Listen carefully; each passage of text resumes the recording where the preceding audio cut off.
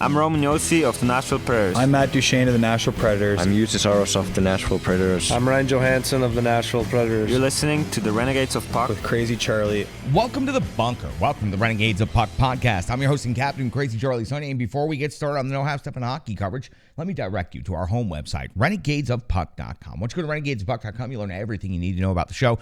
Once you're good and educated about the show, click on that merchandise tab. It's going to take you straight to our classic logo t-shirt, old school, our Pride logo t-shirt, all of our different special event t-shirts, the Last One to Die t-shirt line, which is our newest one, and they look so good in the store. Check those out today. And all the gimmicks you've come to know and love and expect from the Renegades Puck still completely available in our online store.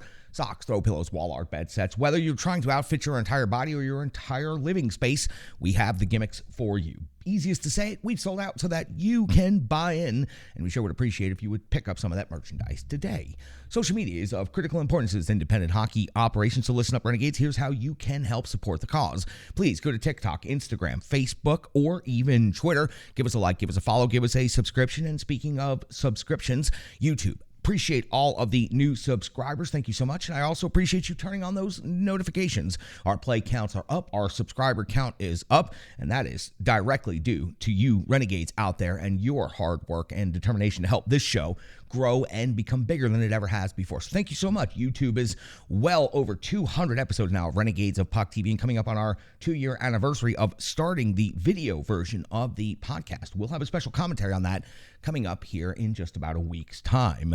You can also listen to the audio version of the podcast, and you can find that virtually everywhere thanks to the Full Press Hockey Network. We sure do appreciate everyone behind the scenes at Full Press Coverage for taking care of the show and getting us on the air and in front of more Renegades than ever before. Stick taps, love, and respect to every one of you. A couple of examples, if you'd like to check out the show in audio form, you can do it on Google, Spotify, Stitcher, and Amazon, several others as well. Again, we sure do appreciate everybody over at Full Press for all the hard work that they are doing. Venmo is how you can help support the show financially. Please scan the QR code and you can make a donation right there. Any dollar you donate goes a long way to helping the Renegades of Puck, and it goes directly to the Renegades of Puck. No middlemen here. We're trying to make some upgrades now as we're getting into the hotter months. As you can see, we could use a little bit of ventilation out here in the bunker, and we also are trying to upgrade and speed up our processors and our computer system and our network and everything behind the scenes to help get the show out in an even faster, more efficient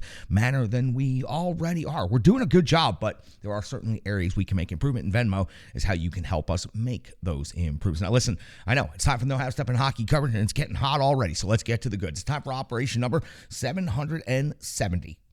That's right, show number 770. And at this moment in hockey history, unfortunately for the Milwaukee Admirals, we will not be previewing Game 7 of the Western Conference Finals. The season has come to a conclusion for the Milwaukee Admirals. After Game 6, the Admirals fell by a score of 4-3 in Coachella Valley, falling in the series 4-2, recapping the entirety of the series by score. Game 1 was Coachella Valley winning in Coachella Valley by a score of 6-4, taking a 1-0 lead in the series. Game 2 was Coachella Valley winning 5-3, taking a 2-0 lead in the series. Then when the series shifted back to Milwaukee, it was the Admirals picking up a 3-1 victory, getting back in the series, making it 2-1 in favor of Coachella Valley. And then Game 4, the Admirals would win again 5-2, evening the series up, that 2 apiece. In Game 5, though, the Admirals looked like they had a stranglehold after 20, but after 60, they fell 2-1 and also down 3-2 in the series. And now, after Game 6, they have lost the best of 7 series, 4-2. Game 6's final score was, of course, 4-3. We'll go over each and every detail, painful as that may be, and we'll also talk about the analysis of Game 6, and we'll start to wrap the season, but this will not be our official season wrap-up. So that means the Coachella Valley Firebirds in their first season will now move on to face off against the Hershey Bears. Game 1 of the Calder Cup Finals, Hershey defeated Rochester in 6 games as well. By the way, the score in the Rochester and Hershey series, after 6 games, the total goals scored 13 for each team. Over in the Western Conference, a little bit more scoring through 6 games, as Coachella Valley scored 20 goals and Milwaukee Admirals scored 18 goals in the series. So the Calder Cup Final is set between Coachella Valley and Hershey, and it's going to take place on the 8th of June will be Game 1, where Hershey will be in Coachella Valley. Game 2 will be on June the 10th, also in Coachella Valley. Switch back to Hershey for the next 3 games on June the 13th, June the 15th, and June the 17th, if necessary.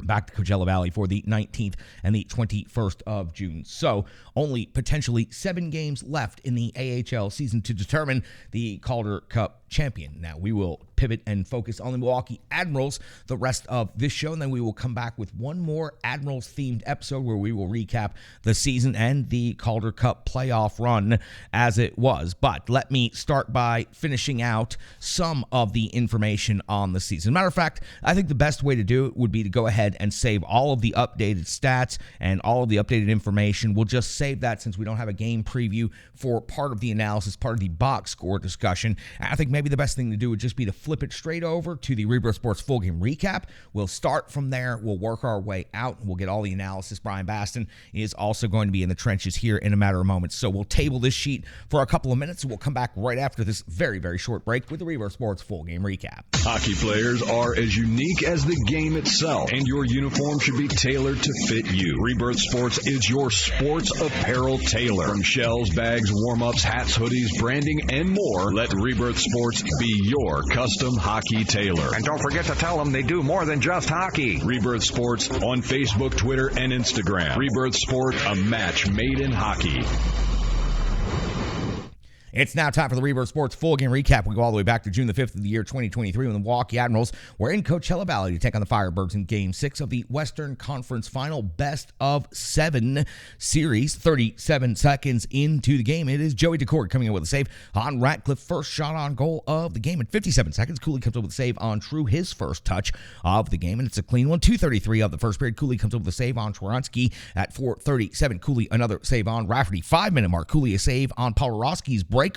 Coachella Valley is just simply dominating over the course of the first 5 minutes of this game, and they are feeding off of that packed house and very lively crowd. 7:31 of the first period, it's True coming out with the 6th goal of the playoffs, giving Coachella Valley a 1-0 lead over Milwaukee. It was a wrist shot from the low circle, and already the Admirals finding themselves behind in a do-or-die elimination game. 8:33 of the first period, Decord comes up with a save on Ratcliffe. 9:18, Decord a save on Ratcliffe again, this time closer range, closes the 5-hole and turns that shot aside. 10:49, Decord a save on Afanasiev. At 11:41, Decord a save on McEwen. The Admirals punching back now on the road in the first period. 11:44, Wichow's off the box. 2 minutes for cross-checking, give the Milwaukee Admirals the first power play of the game. It would be a strong PK, though, by Coachella Valley, and gaining momentum off of that strong penalty kill at 14:19 just after it expires. Evans' 3rd goal of the playoffs would give Coachella Valley a 2-0 lead over the Milwaukee Admirals as Evans slipped behind the D for the backdoor finish. Found just enough quiet ice and just enough room to finish easily. 2-0 in favor of Coachella Valley. We go to 16:55 of the first period. That's where Rafferty is off the box. 2 minutes for hooking Admirals with another opportunity on the power play. It's Decord coming up with a save on Philip Tomasino. Then another save on Sherwood, plus the follow-up by Jankowski. We hit the end of the first period. Admirals down by 2 and being outshot by Coachella Valley 13-10. We go into the second period on the clean sheet, 22 seconds in, and it's Joey Decord coming in with a save on Gravel. At 1:50 of the second period, McCarron's 4th goal of the playoffs gets Milwaukee on the board. He finds the loose puck, and he finishes. He's able to get there first. Kemmel was unable to complete the scoring opportunity, and it's McCarron following the play that finds the loose puck, jams it into the net, and it is Milwaukee on the board now, down 2-1 to Coachella Valley early in the second period. 3:11 of the second period, Decord comes up with a save on Angelo off of the rush. 3:44, Decord another save, this time off Tomasino. 4:50, a save off of Sherwood with the blocker, but at 6 minutes, with Milwaukee seeming to get all the pressure, suddenly Coachella gets one shot, and it's by Karche, and it's into the back of the net. His 4th goal of the playoffs gives Coachella Valley a 3-1 lead. It was a rebound wraparound conversion. Nobody was able to cut him off as he was going behind the net. He got just enough space in front of the defender, and that reach, he's able to put the puck into the net for his 4th of the playoffs, giving Coachella Valley a 2-goal lead here in the second period. 8:28 of the second, Decord comes up with a save on Kemmel. 9:34, Cooley a save on Wichow. 14-17, back and forth between the circles for about 5 minutes right there before Decord comes up with another save on Kemmel. At 16:04, Sanford off the box. 2 minutes for slashing, and this was just an outstanding penalty kill by the Milwaukee Admirals, as it has been for the majority of the Calder Cup playoffs. With the end of the second period, and it is the Admirals just having a dominant shot performance in the second period, going from 10 in the first to 24 at the end of the second. Coachella Valley goes from 13 at the end of the first to only 16 at the end of the second. So 14-3 are your shots on goal in in the second period, but the score in the second was 1-1. So the Firebirds managed to keep even with the Admirals and keep their 2-goal lead. Going into the third period, 2:28 into the third period, initially credited to Willsby with his third goal of the season, later changed to Afanasiev. It was an aerial deflection, or at least it appeared to be, in the low slot. Afanasiev would get the lob shot, credited to him as the goal a little bit later in the official goal scoring. So Afanasiev at 2:28 makes the game 3-2 in favor of Coachella Valley, the Admirals cutting the lead. That 4:10 of the third period, Thompson's off the box, 2 minutes for high-sticking Cooley, covered with a save on McCormick, but then there's Karche again. His second goal of the game, is 5th of the playoffs. A finish from the slot after a setup from the goal line. The low-high play working out well for the Firebirds in this situation. 7:49 of the third period, Jankowski's off the box, 2 minutes for high-sticking. You see an outstanding PK and gaining momentum off of that penalty kill at 11:15 of the third period to be Sherwood's 4th goal of the playoffs. That comes as a deflection of Del Gaizo's shot at the top of the crease. That would make it 4-3 now in favor of Coachella Valley. So Milwaukee chipping away, needing one more, and still having almost half a period to go. 12:03 of the third period. DeCord comes with a save on Evangelista. 15:22. DeCord comes with a save on McEwen. We go to the empty net scenario at the 17:24 mark of the third period. At 18:51, Pittman picks up a penalty. 2 minutes closing the hand on the puck during a faceoff. Admirals, glorious opportunity with the 6-on-4 power play opportunity. DeCord would grab the loose puck and shoot it for the empty net. It would trickle just wide, but an effective time killer as the Firebirds players would get down there and jam the puck up just simply by laying on top of it for a large stretch of time until they would finally get the face-off. Very limited time left. DeCord comes up with a save on Kemmel as the Admirals were looking for Kemmel as the buzzer was approaching, looking for the hot hand to take the big shot. Unfortunately, unable to convert. And it's Coachella Valley with the 4-3 victory on home ice and winning the series in 6 games, 4-2. Milwaukee outshoots Coachella Valley 32-21 in this game. So Coachella Valley goes from 13 shots on goal at the end of the first period to only 21 at the end of the game. So only 8 shots over the final 2 periods, but they are able to collect enough goals to keep themselves in the victory column, and they win the series in their first year in the AHL. They are moving on to compete for the Calder Cup against one of the more well-known and historic franchises in AHL history, the Hershey Bears. It is definitely going to be an interesting best-of-7 series, and I anticipate it's going to be some very, very good hockey. The Coachella Valley Firebirds absolutely fought their way through the entirety of the Western Conference. The Pacific Division first round, defeating Tucson in 3 games. In the Pacific Division semifinals, defeating Colorado in 5 games. The Pacific Division finals, defeating Calgary in 5 games. And now the Pacific, or the Western Conference final, defeating the Milwaukee Admirals in 6 games. So the only series for Coachella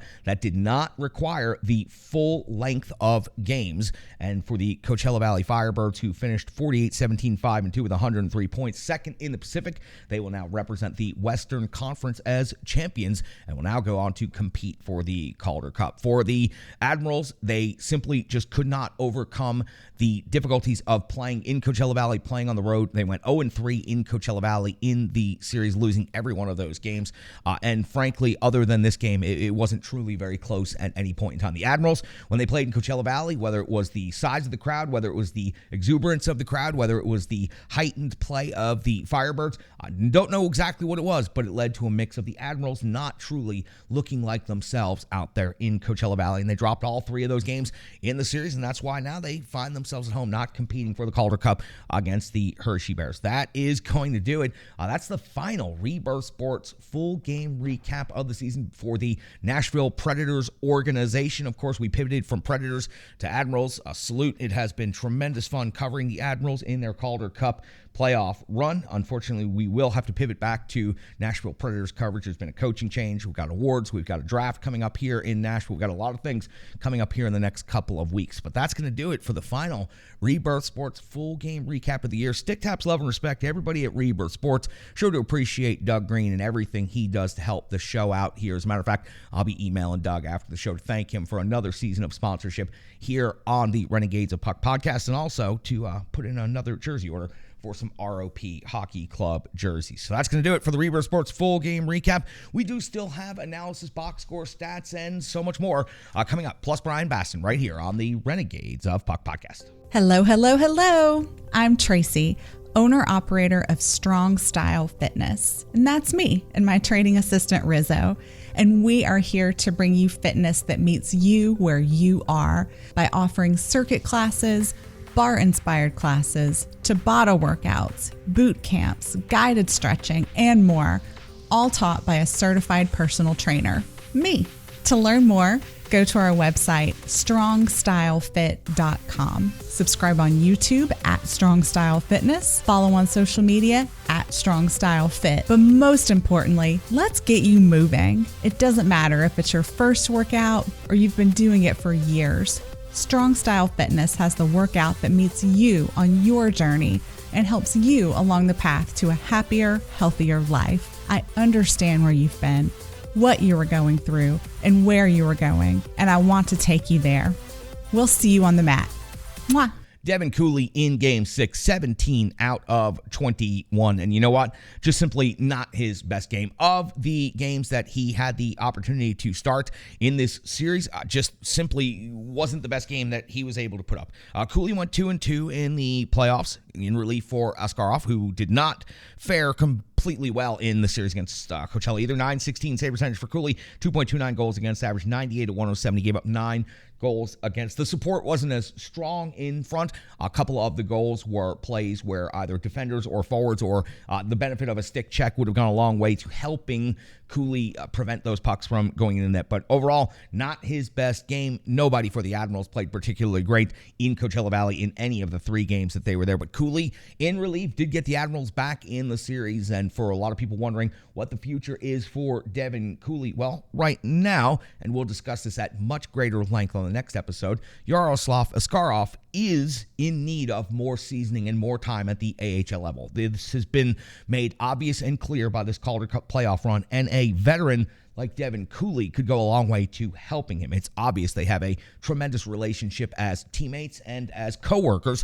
so I anticipate they will be kept together in a platoon-type situation moving into next season. But Cooley certainly came off the bench and answered the bell and got the Admirals back into the series, just unable to get them over the hump and win the series. Kemmel, here's a bright spot I want to talk about from this game. He picked up an assist and had 6 shots on goal. And here's the most important thing that I made the notation of. When the game was on the line, when the Admirals needed one player to take 1 shot, they were looking for the rookie who played almost as many games in the playoffs as he did in the regular season here in North America. They were looking for Kemmel to take that shot at the end, and they should. Kemmel ended up leading the team in goals with 8 in the playoffs, plus 2 assists for 10 total points.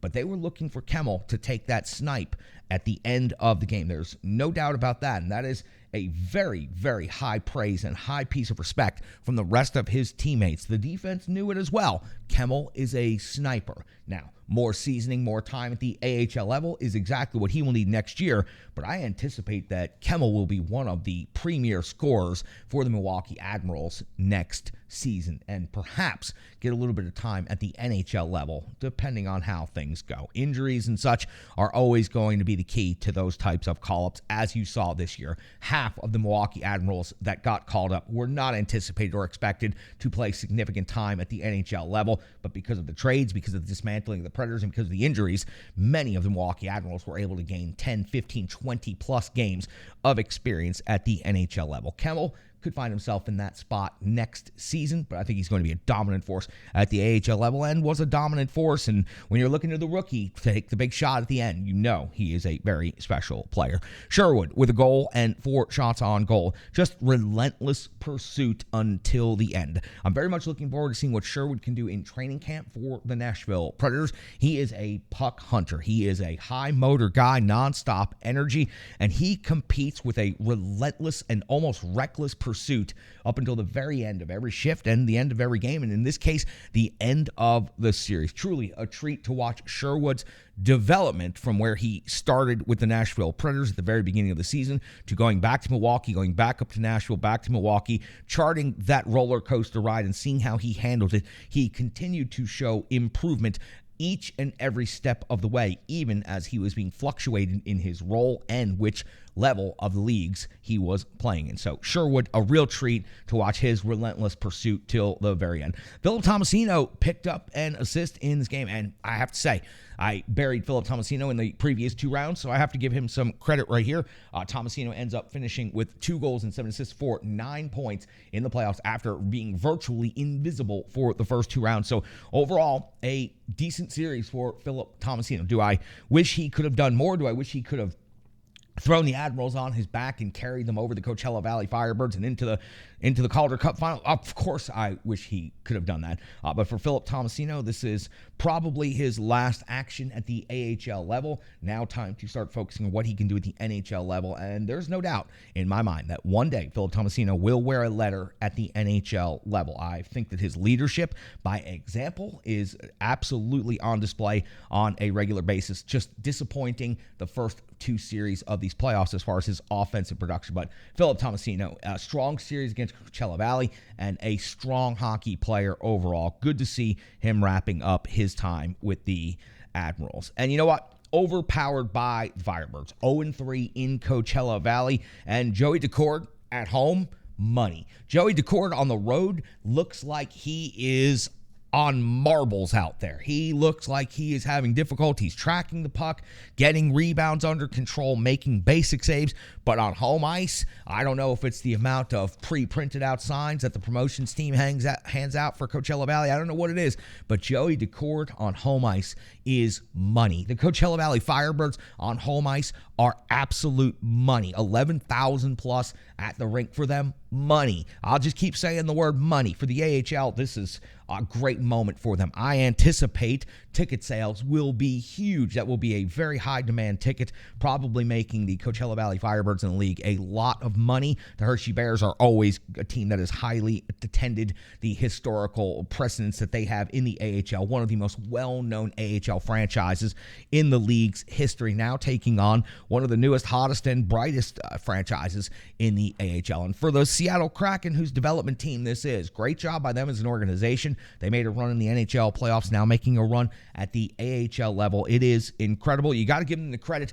In the best-of-7 series format, the better team always wins. In a one-game setup, you never know what can happen, and either team could win and anything can go wrong. In a best-of-7 series, the better team always wins. Coachella Valley was better in the regular season, and they were better in this series over the Milwaukee Admirals. The Admirals were very close to taking a 3-2 lead in Game 5. Now they end up losing the series 4-2. That's the weird thing about a 7-game series and losing in 6.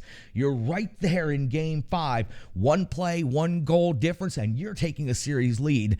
Other than that, suddenly you find yourself out after Game 6 and you've lost 4-2, and it seems like you've gotten blown out in the series when you were just right there in Game 5. Overpowered by the Firebirds. Now, good luck to the Firebirds against the Bears in the final, Calder Cup final, best of 7 that'll get started here in the next couple of days. So the Firebirds proved to be the better team in the Western Conference. The Admirals, though, don't take anything away from them, made one hell of a run this year. A bunch of rookies involved. They had a lot of their lineup up in Nashville for a big portion of the season. They still managed to find themselves in second place, and they still managed to do quite a bit of damage against Manitoba and against the Texas Stars, even against Coachella Valley, winning 2 games in the conference final. That's going to do it for my portion of the analysis for this game, but, we've got so much more coming up. We're going to talk a little bit about the Admirals at large, and then we're going to preview what's coming up here with the podcast. But first, got to get to Brian Baston. Brian Baston got the charts you need to see, the numbers you need to know from ontheforecheck.com. Here he is, the one and only Brian Baston. Unfortunately, the Milwaukee Admirals fell tonight in a game that was really never close despite the score, falling 4-3 in Game 6 to the Coachella Valley Firebirds, thus ending their season and putting the wraps on, the whole Nashville Predators organization's season from 2022 to 2023. Now, the Milwaukee Admirals they've got to be disappointed, and the potential of this team was something truly, exciting. This seemed like a team that was built to compete not just for the Western Conference, but for the Calder Cup. And, things didn't fall their way, but they were a resilient team who was even more strapped for talent throughout their season than Nashville was, since Nashville was the one taking all of their players. But both teams, I think, have a lot to be proud of. But, again, here at the Renegades Analytics Desk, I usually like to throw some numbers at you, but tonight we might just talk a little bit more about vibes. And let me tell you, folks, and I've said this before, the vibes are pretty good right now. Now, yes, there's a lot of things that are going to happen. We're only a few weeks away from the NHL draft, where Barry Trotz and Andrew Brunette now are going to take this team in an entirely new direction that has never been seen in the history of the franchise. The Milwaukee Admirals, there's a good chance that we might have seen Carl Taylor coach his last game with the Milwaukee Admirals. And if that's true, the man deserves a job and deserves the success that comes with it, because he's done nothing but help not just the Admirals, but this organization as a whole. Remember, he coached a game for Nashville. I don't know if y'all remember that, but he did coach a game. But the future is bright for Nashville, for Milwaukee, for a future ECHL affiliate that may or may not be named this offseason. The future is really bright. 13 picks in the draft, which that's really cool. That's a lot of fun. There's a lot of options, a lot of trade possibilities, things like that. But a lot of it will just be some exciting young stars. And exciting young stars is exactly what we here in Smashville are going to get treated to here in the next few years. We're going to see guys like Luke Evangelista, Kiefer Sherwood. We're going to see Jordan Gross on the defense. On defense, we'll see Alex Carrier continue to prove me wrong, since I said that I didn't think he was NHL ready about 4 years ago. We're going to see Joachim Kamel come in and just hopefully dominate the NHL like he's dominated the AHL, this season since he's come over to North America. There's so much young talent. There's guys like UC Saros. He is relatively young.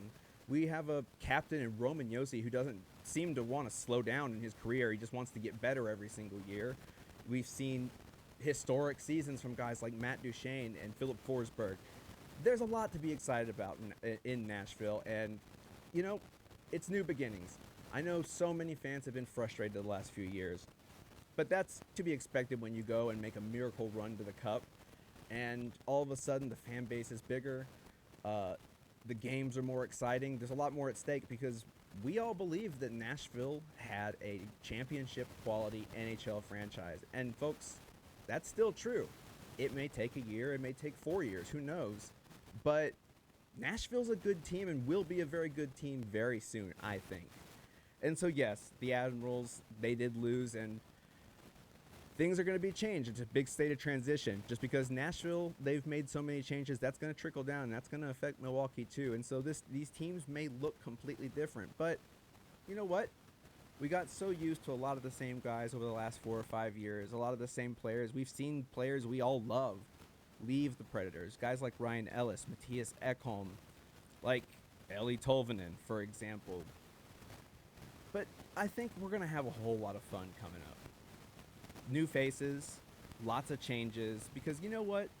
This isn't the Smashville that made a miracle run to the Cup, the Nashville that NHL, announcers love to talk about visiting all the time.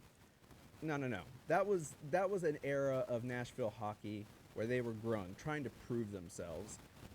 Now they're a bona fide, excellent NHL franchise, in my opinion. They do so much right here in Nashville. And yes, we may disagree, some of us more than others, with a lot of what's been going on, but it's never been a better time to be a Nashville Predators fan. There's so much hope in the future. And if you're a Milwaukee Admirals fan, continue doing what you're doing. You have been a successful franchise. You are a premier AHL franchise. And I urge all of you guys to watch just a little bit more. Get out of your comfort zone. Watch the Admirals. Watch some ECHL games. Get up at 3 in the morning so you can watch some games happening in Sweden or in Russia for some of your favorite prospects. There's a lot to be excited about, and folks, it's been 4 years, almost to the day, since I started covering the Nashville Predators over On the Forecheck. It's been almost 300 episodes here at the Renegades of Puck with Charlie. But there's going to be so much to look forward to, and I cannot wait for that. So let's take a couple weeks off, breathe, watch some fun hockey in the Stanley Cup Finals, and, I'll see you here for the 2023-2024 season, because guess what? It's coming up soon. So I'll see you at the draft. then development camp, and probably at the NHL awards, even though UC Saros got robbed. Until then, this has been Brian at the Renegades Analytics Desk, and this has been this version of One Big Stat. Back to you, Charlie. The digital environment can be quite intimidating, time-consuming, and cumbersome, especially with all those other areas that need attention at your business, and that's why Stripe Digital Solutions is here to help. I know, because that's exactly what Stripe Digital Solutions did for me and the Renegades of Puck. From designing my home website and helping me create my merchandise to special event posters, brand building, and social media management. But it's not just that, it's so much more. Stripe Digital Solutions has helped me every step of the way. From startup to full-time operation, Stripe Digital Solutions has been there to assist and advise every single step of the journey. In today's fast-paced world, the path to success is having a strong digital partner, and nobody is better in the trenches than Brandy and Stripe Digital Solutions. Get the solution before it's even a problem with Stripe Digital Solutions. When it comes to the box score for the Admirals, Michael McCarron picked up a goal. Igor Afanasiev picks up a goal that was switched from Willsby to Afanasiev a little bit later on.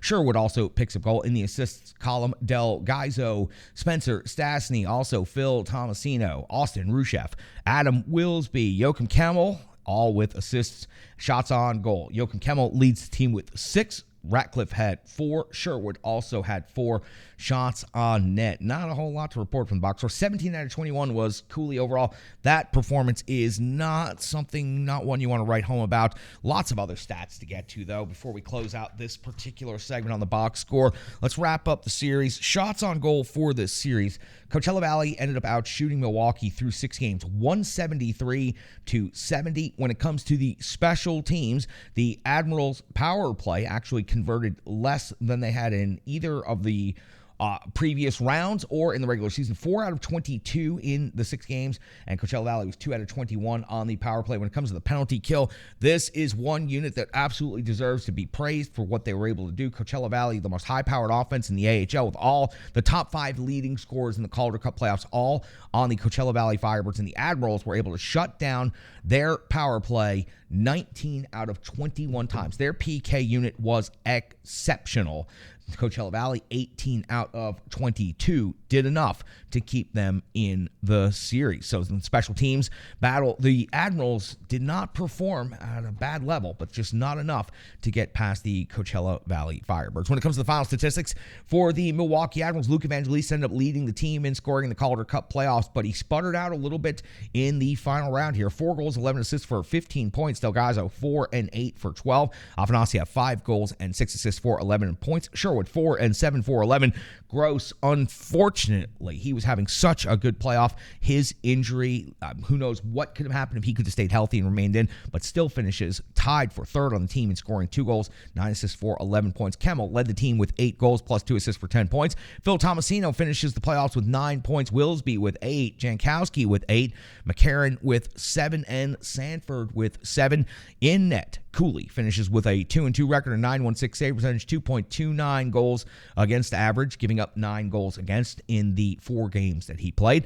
Yaroslav Askarov went 6-6 in the 12 games that he played, 9.03 save percentage, 2.70 goals against average, 315 saves on 349 shots against, 34 goals against. Unfortunately for Yaroslav Askarov, he did not finish the series as he had to be benched after Game 2 of the Western Conference Final. Simply too chaotic back there for the rookie netminder, allowing soft goals, making bad decisions, turnovers. It was the right call for Carl Taylor, and it will, in the long run, go a long way to helping Askarov reach that next level that we all know he has the potential. One more year in the AHL, another Calder Cup run, and perhaps he is the guy to carry the team all the way through. But he was not the guy, and Cooley clearly got the team back into it. So that's a big-time decision by Carl Taylor right there. And now you've got to wonder, with the Nashville Predators hiring a coach in Andrew Brunette and not choosing to elevate Carl Taylor, as we have made the case for on this show a number of times, you've got to wonder, does Carl Taylor have any future with the Nashville Predators organization? He is definitely going to be a hot commodity when it comes to coaching circles. Now, I do have a theory on where Carl Taylor will end up. It's not going to be with the Milwaukee Admirals any longer, and I'll get to that here in just a moment, right after this. For the Milwaukee Admirals, it was a strong run in the Calder Cup playoffs, a stronger run than they've had in quite some time. Last year, winning their first series in many years over the Manitoba Moose. This year, following up under the leadership of Carl Taylor and under a whole lot of different prospects and different circumstances, the Admirals were able to get through the second round versus Manitoba, winning a Game 5. They were able to get through the third round against the Texas Stars, also winning a Game 5. Impressive stuff. Conference finals, making it all the way to a Game 6 where they had never been before. And if they could have gotten just a little bit better play in the first two games of the series, who knows? We could be easily heading towards a Game 7 and maybe beyond. But for the Milwaukee Admirals, a very good run this year. Finished in second place, had their roster picked apart by the parent club throughout the season due to dismantling, trades, and injuries, and were still able to maintain a level of sufficient consistency to finish in second place just behind the Texas Stars. Now, the experience is incredibly valuable. So many of these different prospects and so many of these players got an opportunity to play significant time at the parent club level and then make a significant run in the Calder Cup playoffs. 20 games at the NHL level, 16 games in the Calder Cup playoff level, plus most of a season at the AHL level with the Milwaukee Admirals.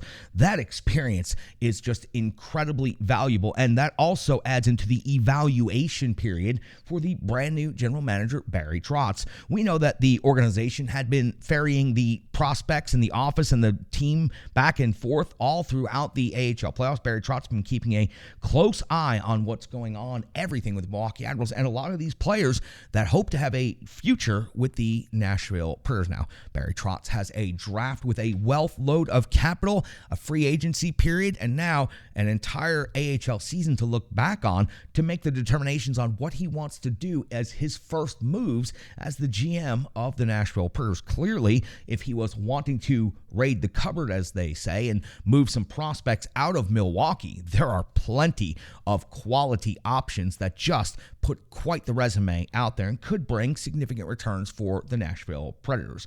More likely, the Predators and Barry Trotz will look to bring these players up and continue their maturation process through training camp. I think the next training camp for the Nashville Predators is the most significant training camp since the first training camp 25 years ago. I think that the competition is going to be otherworldly. Cannot wait to be there covering every second of it. And for the Admirals, there is a bittersweet moment because on this show, we have made the case for Carl Taylor to be elevated to the Nashville Predators head coaching job. We knew that John Hines was not going to survive this offseason. And after John Hines was fired and the opening remained sitting there for a while, it seemed as if Carl Taylor was possibly going to get elevated. The team spoke with Carl Taylor in Coachella Valley during the conference finals and apparently interviewed him before making the announcement that the Nashville Predators would be hiring Andrew Brunette. Now, I believe that Carl Taylor is a future head coach in the NHL and will be looking to move on from his current position as head coach of the Milwaukee Admirals. There is one middle ground that I have noticed, and I can't help but get stuck in my head and think about it. There's one spot left for an assistant coach on the Nashville Predators. After the coaching releases, the coaching hires, the coaching changes, Andrew Brunette has been brought in. Dan Highnote is still one of the assistant coaches. There is an assistant coach position open on the bench for the Nashville Predators. I believe that Carl Taylor will be elevated to that position by Barry Trotz, and that will be the final step for Carl Taylor before he becomes a head coach at the NHL level. I do not think it will be with the Nashville Predators because if Andrew Brunette has any success over the first 2 years here, his assistant coaches will definitely be targeted and rated, especially when everybody's been keeping their eye on Carl Taylor. There are still some NHL jobs out there and available, but I do not believe the New York Rangers are going to name Carl Taylor as their head coach as his first ever head coaching job when the New York Rangers are looking to find that next experienced coach to get them to the next level of the conference final and the Stanley Cup final. But Carl Taylor is definitely a coach on the rise, and I think that that final assistant coaching spot on the Nashville Predators bench and staff is going to go to Carl Taylor, and I believe we'll find that out here very shortly. Very much looking forward to that. I would love Carl Taylor to get an opportunity to be an assistant and to move up to advance his career. year. It's unfortunate that he won't get the opportunity to be the head coach of the Nashville Predators, but I think Andrew Brunette is going to turn out to be a very good and strong hire as Barry Trotz's first hire as head coach. Now promote Carl Taylor to assistant and keep Dan Highnote, and you have a very strong coaching staff to help manage these prospects. Let's not forget, a lot of Carl Taylor's players from this season are going to be what forms the core of the Nashville Predators going forward the next couple of years. It would be a perfect spot for Carl Taylor to land on the bench as an assistant coach with the Nashville Predators. That's going to do it for all of our Game 6 and all of our Western Conference Finals coverage. We will be back with one more episode dedicated fully to the Milwaukee Admirals. We'll recap their full playoff run. We'll recap all of the stats and everything that happened with them. We'll have discussion. We'll get all the Renegades of Puck back in, and then we'll pivot back to Nashville Predators coverage. We've got the draft. We've got the award show. We've got free agency all coming up, and Nashville is going to be a critical part and the center of a lot of these different things. That's going to do it for operation number 770. I appreciate your time. I appreciate your viewership, and most importantly, I appreciate each and every one of you. I'm your host and Captain Crazy Charlie Saunier from a very, very sweltering bunker. Stick taps, love, and respect.